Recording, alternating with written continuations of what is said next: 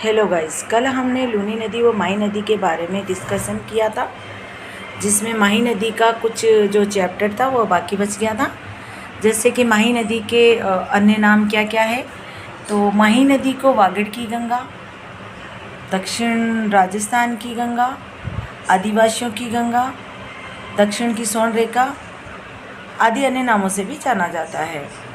जो माही नदी है उसमें बेणेश्वर धाम नामक जो जगह है डूंगरपुर में नवा टापरा नामक गांव में, वहाँ पर त्रिवेणी संगम भरता है, जिसमें कि त्रिवेणी 3 नदी आकर मिलती है, सोम, माही और चाखम। यहाँ पे आदिवासियों का एक बड़ा मेला भरता है, जिसे आदिवासियों का कुंभ कहा जाता है। ये जो मेला भरता है वह माघ पूर्णिमा को लगता है। इस मेलों में भीलों की जो संख्या है वह सर्वाधिक संख्या में भील आते हैं। और जो माही नदी है, इसके जो हमने बांध पढ़े थे, माही वजह सागर बांध, जो कि राजस्थान का सबसे लंबा बांध है, जिसकी लंबाई 3109 मीटर की है।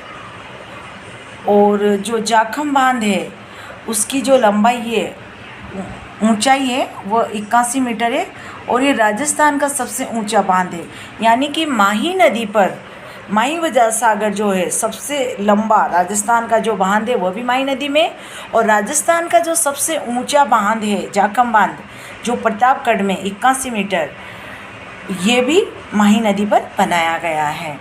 इस तरह हमने माही नदी, लूनी नदी का डिस्कशन किया। अब हम जो अगली नदी है वह अरब सागर की ओर जल ले जाने वाली नदियों में हम अगली नदी पढ़ेंगे, पश्चिमी बनास नदी।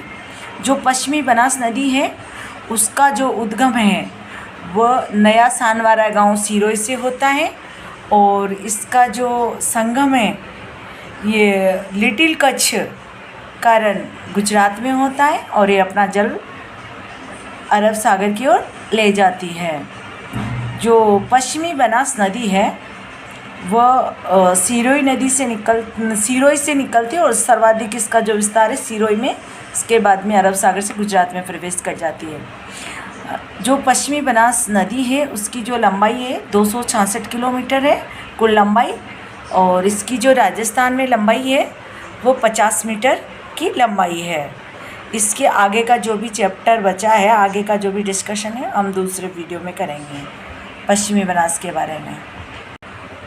पश्चिमी बनास नदी का जो अधूरा चैप्टर है वह हम दूसरे वीडियो में डिस्कशन करेंगे।